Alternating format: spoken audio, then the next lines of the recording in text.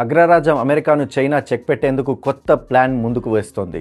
ముఖ్యంగా అమెరికా విషయానికి వచ్చినట్లయితే అమెరికా ఇప్పటి వరకు ప్రపంచవ్యాప్తంగా గమనించిన తన డాలర్తో ఆధిపత్యం కొనసాగిస్తున్నట్లు మనం చూడవచ్చు.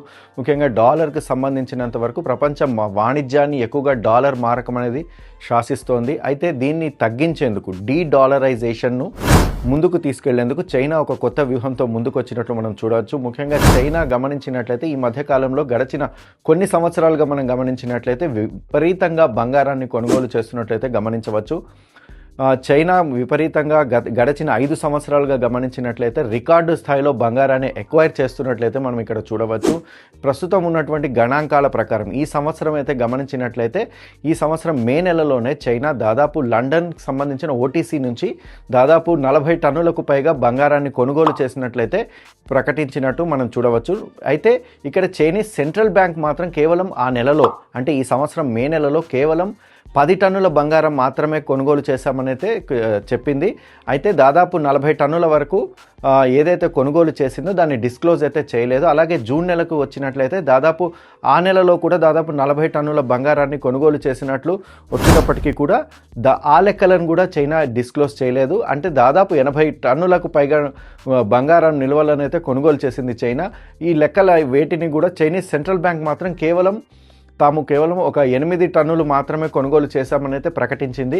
దీన్ని బట్టి చైనా తను ఎక్వైర్ చేస్తున్నటువంటి గోల్డ్ రిజర్వ్స్ ఏదైతే అది డిస్క్లోజ్ చేయట్లేదని చెప్పవచ్చు. దీని వెనుక ఒక పెద్ద వ్యూహం ఉందని అయితే అందరూ చెప్తున్నారు విశ్లేషకులు. ఏంటంటే ముఖ్యంగా డాలర్ విలువను తగ్గించేందుకు చైనా విపరీతంగా బంగారాన్ని కొనుగోలు చేస్తుందని అయితే చెప్తున్నారు. ఎందుకంటే ఎప్పుడైతే బంగారం విలువ పెరుగుతుందో అప్పుడు డాలర్ విలువ తగ్గుతుంది.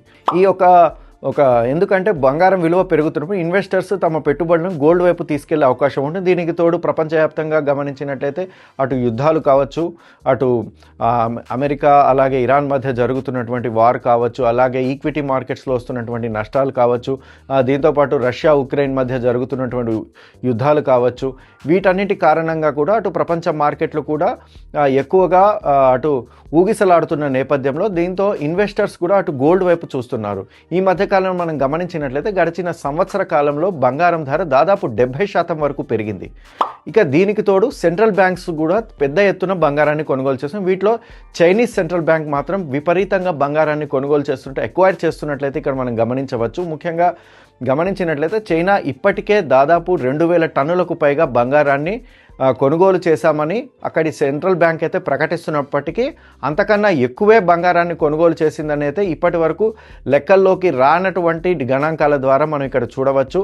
ఎందుకంటే చైనీస్ సెంట్రల్ బ్యాంక్ ఒక లెక్క చెబుతుంటే మరోవైపు ఎవరైతే బంగారాన్ని విక్రయించారో వాళ్ళు చెబుతున్న లెక్కకి రెండింటికి మధ్య చాలా పొంతన లేకుండా వైరుధ్యం ఉందని అయితే నిపుణులు చెబుతున్నారు. అయితే దీని వెనుక డీడాలరైజేషన్ అనేది ఒక పెద్ద ఎత్తున వ్యూహాత్మకంగా చైనా అమలు చేస్తున్నట్లయితే మనం ఇక్కడ చూడవచ్చు.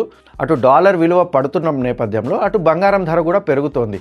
దీని ఎఫెక్ట్ ఏదైతే ఉందో అటు రిటైల్ ఇన్వెస్టర్స్ మీద కూడా మనకి కనిపిస్తుంది. ముఖ్యంగా ఇన్వెస్టర్స్ బంగారంలో పెట్టుబడి పెట్టే వారికి మాత్రం కొద్దిగా లాభదాయకంగా ఉన్నప్పటికీ కూడా ఫిజికల్గా గోల్డ్ కొనుగోలు చేసే వారికి మాత్రం పెరుగుతున్న ధరలు ఏవైతే ఉన్నాయో అది చాలా వరకు వారికి ఇబ్బంది కలిగిస్తున్నాయని చెప్పవచ్చు. ఎందుకంటే ముఖ్యంగా మన ఇండియా లాంటి దేశాల్లో గమనించినట్లయితే బంగారానికి ఒక సెంటిమెంట్ ఉంది.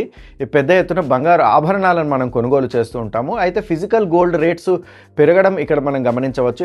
ఏదైతే ఇంటర్నేషనల్ మార్కెట్లో పెరుగుతున్నాయో దాని ఎఫెక్ట్ అనేది ప్రత్యక్షంగా నేరుగా ఇండియన్ డొమెస్టిక్ మార్కెట్ పైన కూడా మనకి పడుతున్నట్లు మనం చూడవచ్చు. ఎందుకంటే ఇండియన్ డొమెస్టిక్ మార్కెట్ విషయానికి వచ్చినట్లయితే మనకి దాదాపు 90% పైగా గోల్డ్ ఏదైతే ఉందో అది విదేశాల నుంచి దిగుమతి అవుతుంది కాబట్టి ఇది ఖచ్చితంగా ఇంటర్నేషనల్ మార్కెట్ ప్రభావం అనేది నేరుగా గోల్డ్ మార్కెట్ పైన మన దేశీయంగా కనిపిస్తుంది. ఇంటర్నేషనల్ మార్కెట్లో ఒకవేళ గోల్డ్ రేట్స్ పెరిగినట్లయితే దేశీయ మార్కెట్లో వెంటనే రిఫ్లెక్ట్ అవుతుంది. అలాగే దీనికి తోడు మనకి సెంట్రల్ గవర్నమెంట్ కూడా దీనికి సంబంధించి ఇంపోర్ట్ ట్యాక్స్ డ్యూటీ ఏదైతే ఉంటుందో ఇంపోర్ట్ డ్యూటీ కూడా పెంచడంతో దీని ధరలు మరింత ఇంటర్నేషనల్ మార్కెట్ కన్నా కూడా మరింత ఎక్కువగా పెరుగుతున్నట్టు మనం ఇక్కడ గమనించవచ్చు.